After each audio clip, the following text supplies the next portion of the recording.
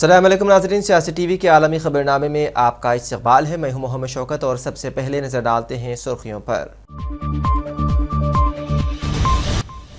ناظرین کو گمراہ کرنے فرضی اور سنسنی خیز تھمبنیلز کا استعمال، حکومت ہند نے 8 یوٹیوب چینلز پر لگائی پابندی، 7 ہندوستانی چینلز کے ساتھ ایک پاکستانی چینل بھی شامل۔ اسرائیل اور ترکی سفارتی تعلقات کی مکمل بحالی پر متفق، دونوں ملکوں کے رہنماؤں نے اس پیش رفت کو ایک تاریخی قدم دیا قرار۔ کابل کی ایک مسجد میں دھماکہ، کم از کم 30 افراد ہلاک، درجنوں زخمی، مجرمین کو بخشا نہیں جائے گا، طالبان حکومت کا بیان۔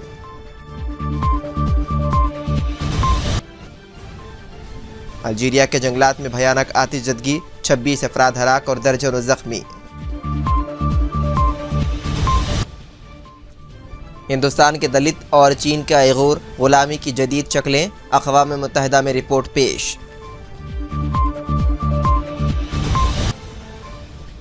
اور سیاچن سے 38 سال قبل لاپتہ ہونے والے ہندوستانی فوجی کی ملی لاش، آبائی ریاست اتراکھنڈ میں ادا کی جائے گی آخری رسومات۔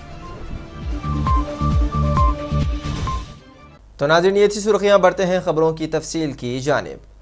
حکومت ہند نے مبینہ فرضی اور ملک مخالف مواد نشر کرنے والے ایک پاکستانی چینل نیوز کی دنیا سمیت 8 یوٹیوب چینلوں کو بلاک کر دیا ہے۔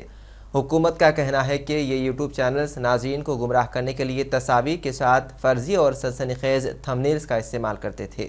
وزارت اطلاعات و نشریات کے بیان کے مطابق جن یوٹیوب چینلز کو بلاک کیا گیا ہے ان میں پاکستان کا نیوز کی دنیا شامل ہے۔ اس کے سبسکرائبرز کی تعداد تقریباً 1 لاکھ ہے۔ بلاک کیے جانے والے ہندوستانی یوٹیوب چینلوں میں سب کچھ دیکھو، Lok Tantrik TV, UNV TV و دیگر شامل ہیں۔ اسرائیل اور ترکی نے سفارتی تعلقات کی مکمل بحالی پر اتفاق کر لیا ہے۔ دونوں ملکوں کے رہنماؤں نے اس پیش رفت کو ایک تاریخی قدم قرار دیا ہے۔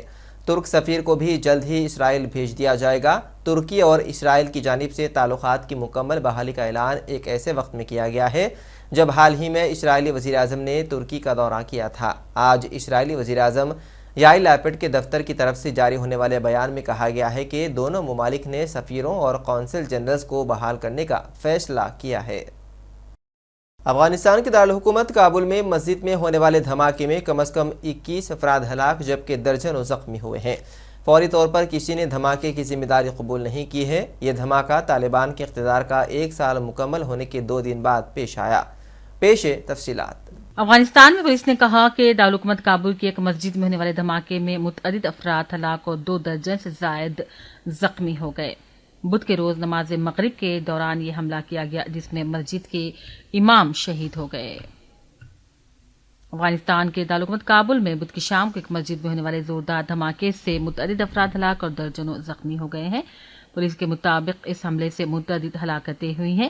پولیس نے کہا کہ کم از کم 22 افراد ہلاک تو 40 سے زائد زخمی ہو گئے ہیں۔ کابل میں محکمہ پولیس کے سربراہ کے مطابق علاقے کے مسجد کے اندر دھماکے کی تصدیق کی، تاہم انہوں نے بھی جانی نقصان سے متعلق صحیح تعداد نہیں بتائی ہے۔ طالبان ترجمان ذبیح اللہ مجاہد نے دھماکے کی مذمت کی اور کہا جلد انصاف کے کٹہرے میں لایا جائے گا اور مجرمین کو سزائیں دی جائیں گی۔ ہلاکتوں کی صحیح تعداد فی الحال واضح نہیں کیونکہ اس حوالے سے مختلف اطلاعات سامنے آ رہی ہیں۔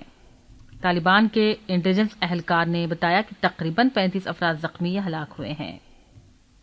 دارالحکومت کابل کے شمالی علاقے خیرنامہ میں واقع مسجد صدیقیہ کے اندر یہ دھماکہ ہوا جبکہ نماز مغرب ہو رہی تھی جس میں مسجد کے امام شہید ہو گئے۔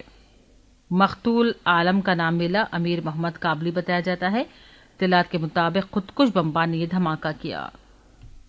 ادھر ایک اور ولادہ واقعے میں طالبان نے بدھ کے روز اس بات کی تصدیق کی کہ انہوں نے مغربی صوبے ہرات میں مہدی مجاہد کو اس وقت پکڑ کر ہلاک کر دیا جب وہ سرحد عبور کر کے ایران جانے کی کوشش کر رہے تھے۔ مہدی مجاہد شمالی صوبے سرپل کے ضلع بلقاب میں طالبان کے ایک سابق کمانڈر تھے اور طالبان کی صفوں میں اقلیتی شیعہ ہزارہ برادری کے واحد رکن بھی تھے، تاہم وہ طالبان کے بعض فیصلوں سے ناراض چل رہے تھے اور ان کی مخالفت کر رہے تھے۔ گزشتہ 1 سال سے وہ طالبان کے خلاف ہو گئے تھے۔ اطلاعات کے مطابق طالبان ان کی تلاش میں تھے، اسی لیے وہ ملک چھوڑ کر جانا چاہتے تھے۔ بیورو رپورٹ، سیاست ٹی وی۔ الجیریا کے جنگلات میں آتش زدگی سے 26 افراد ہلاک اور درجنوں زخمی ہو گئے۔ میڈیا رپورٹس کے مطابق جنگلات میں اچانک آگ بھڑکنے کی اطلاع ملتے ہی اس پر قابو پانے کی کوششیں شروع کر دی گئی ہیں۔ الجیریا کے وزیر داخلہ نے آگ لگنے کے واقعے میں 26 افراد کی ہلاکت کی تصدیق کی ہے، جبکہ متعدد افراد زخمی ہیں۔ وزیر داخلہ نے کہا ہے کہ تیونس کی سرحد کے قریب واقع جنگلات میں آگ لگنے کا واقعہ پیش آیا، جس پر قابو پانے کے لیے فائر فائٹرز ہیلی کاپٹر کی مدد بھی لے رہے ہیں۔ میڈیا رپورٹس کے مطابق آگ کی وجہ سے 350 رہائشیوں کو نقل مکانی بھی کرنی پڑی۔ برطانیہ کی ملکہ ایلزابتھ دوم کو قتل کے ارادے سے آنے والے شخص نے برطانوی عدالت میں اعترافی بیان دے دیا ہے۔ گزشتہ برس وینڈرس محل کے باہر سے تیر کمان سمیت گرفتار کیے جانے والے ملزم جسونت سنگھ چہل نے برطانوی عدالت میں بیان دیا ہے کہ وہ ملکہ ایلزابتھ کو قتل کرنے آیا تھا۔ لندن کی ویسٹ منسٹر عدالت میں ملزم نے اپنے بیان میں کہا کہ وہ اسٹیبلشمنٹ سے انتقام لینا چاہتا تھا۔ انسداد دہشت گردی پولیس کی تفتیش کے مطابق ملزم کے خلاف قتل کی دھمکی، اشتعال انگیز ہتھیار کی موجودگی اور غداری کے قانون کے تحت مقدمہ درج کیا گیا ہے۔ اقوام متحدہ میں انسانی حقوق کے خصوصی نمائندے نے کہا ہے کہ آج بھی دنیا بھر میں غلامی اپنی نئی شکل میں موجود ہے۔ چین کے ایغور، ہندوستان کے دلت، خلیجی ممالک، برازیل اور کولمبیا کے گھریلو ملازمین اس میں شامل ہیں۔ پیش ہے اس رپورٹ میں تفصیلات۔ اقوام متحدہ میں انسانی حقوق کے خصوصی نمائندے نے کہا، آج بھی دنیا بھر میں غلامی اپنی نئی شکل میں موجود ہے۔ چین کے ایغور، ہندوستان کے دلت، خلیجی ممالک، برازیل اور کولمبیا کے گھریلو ملازمین اس میں شامل ہیں۔ اقوام متحدہ کے خصوصی نمائندہ برائے انسانی حقوق نے عالمی ادارے کو پیش کردہ اپنی رپورٹ میں بتایا ہے کہ دنیا کے کئی حصوں میں غلامی نئی شکل میں بڑے پیمانے پر موجود ہے اور ان میں چین اور ہندوستان سمیت جنوبی ایشیا کے کئی ممالک، خلیجی ممالک، برازیل اور کولمبیا کا خاص طور پر ذکر کیا گیا ہے۔ چین میں ایغور مسلمانوں اور جنوبی ایشیا میں دلتوں کو دور جدید کی غلامی کا شکار بتایا گیا ہے۔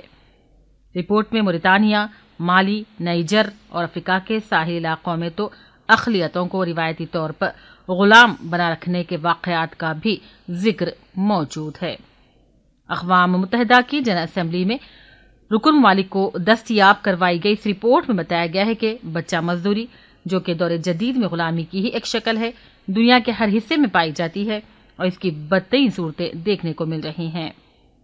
رپورٹ پیش کرتے ہوئے نمائندے نے کہا، ایشیا اور بحر الکاہل، مشرق وسطی، امریکہ اور یورپ میں 4 سے 6% بچوں کی مزدوری کرنے کے واقعات سامنے آئے ہیں اور سب سے زیادہ سہارا افریقہ میں یہ سب سے زیادہ یعنی کہ 23.9% ہے۔ اس کے علاوہ نمائندے نے اپنی رپورٹ میں جبرن کروائی جانے والی شادیوں کا بھی ذکر کیا۔ انہوں نے بتایا کہ برطانیہ کے سرکاری اعداد و شمار کے مطابق بیشتر جبرن شادیاں پاکستان، افغانستان، بنگلہ دیش، ہندوستان اور صومالیہ میں دیکھنے کو ملتی ہیں۔ اس کے علاوہ بوکو حرام عیسائی خواتین اور لڑکیوں کو جبرن تبدیلی مذہب کے شادی کے لیے مجبور کرتے ہیں۔ جنسی غلامی کا ذکر کرتے رپورٹ میں کہا گیا ہے کہ انسانی بحران کا شکار علاقوں میں اس کا رجحان پریشان کن ہے۔ اوبوکاٹ نے عراق میں اقلیتی یزیدی فرقے کا بھی ذکر کیا۔ بیورو رپورٹ، سیاست ٹی وی۔ چین میں بھی مانسون کا سیزن جاری ہے، جہاں شدید بارشوں سے سیلابی صورتحال پیدا ہو گئی ہے۔ چین کے پہاڑی ریجن میں سیلابی صورتحال پیدا ہو گئی ہے، جس کے باعث اب تک 16 ہلاکتیں ہو چکی ہے۔ خبر ایجنسی کے مطابق سیلابی صورتحال کی وجہ سے 36 افراد لاپتہ ہو گئے ہیں، جنہیں تلاش کرنے کے لیے ریسکیو ٹیموں کی جانب سے سرچ آپریشن کیا جا رہا ہے۔ نیوزی لینڈ کے جنوبی علاقے میں گزشتہ روز ہونے والی طوفانی بارشوں سے سیلابی صورتحال پیدا ہو گئی ہے اور پانی گھروں میں داخل ہو گیا، جس کے نتیجے میں کئی خاندانوں کو نقل مکانی کرنی پڑی۔ نیوزی لینڈ کے علاقے نیلسن میں 70 اور مغربی ساحلی پٹی پر 140 خاندانوں کو نقل مکانی کرنی پڑی۔ بتایا گیا ہے کہ شدید بارشوں سے سڑکیں تالاب کے منظر پیش کر رہی ہیں، جبکہ امدادی اہلکار شہریوں کی محفوظ منتقلی کے لیے کشتیوں کا سہارا لے رہے ہیں۔ حکام کا کہنا ہے کہ دریا کی سطح میں مسلسل اضافے کے باعث شہریوں کو نقل مکانی کی ہدایت دی گئی ہے۔ دنیا کے بلند ترین فوجی محاذ سیاچین پر برفانی تودے گرنے کے سبب 38 سال قبل لاپتہ ہونے والے ہندوستانی فوجی کی نعش مل گئی ہے۔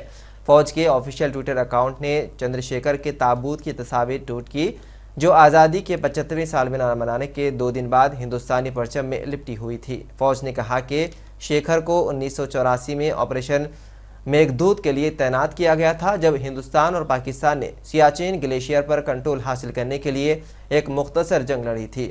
سیاچین کو دنیا کا بلند ترین محاذ جنگ بھی کہا جاتا ہے۔ چندر شیکھر کی آخری رسومات پورے فوجی اعزاز کے ساتھ ان کے آبائی علاقائی ریاست اتراکھنڈ میں ادا کی جائیں گی۔ شیکھر کی بیٹی اپنے والد کے لاپتہ ہونے کے وقت صرف 4 سال کی تھی، جنہوں نے بیان میں کہا کہ خاندان اب ان کا آخری دیدار کرے گا۔ اور آخر میں سرخیوں پر ایک اور نظر۔ ناظرین کو گمراہ کرنے فرضی اور سنسنی خیز تھمبنیلز کا استعمال، حکومت ہند نے 8 یوٹیوب چینلز پر لگائی پابندی، 7 ہندوستانی چینلز کے ساتھ ایک پاکستانی چینل بھی شامل۔ اسرائیل اور ترکی سفارتی تعلقات کی مکمل بحالی پر متفق، دونوں ملکوں کے رہنماؤں نے اس پیش رفت کو ایک تاریخی قدم دیا قرار۔ کابل کی ایک مسجد میں دھماکہ، کم از کم 30 افراد ہلاک، درجنوں زخمی، مجرمین کو بخشا نہیں جائے گا، طالبان حکومت کا بیان۔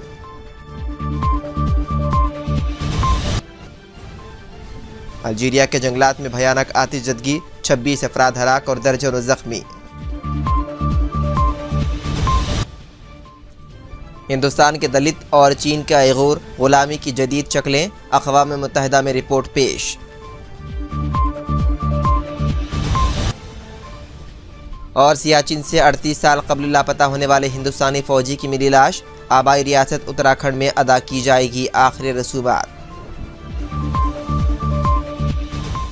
تو ناظرین، سیاست ٹی وی کے عالمی خبرنامے میں فی الحال اتنا ہی۔ مزید اپڈیٹس کے لیے آپ بنے رہیے سیاست ٹی وی کے ساتھ۔ فی الحال مجھے دیں اجازت، خدا حافظ۔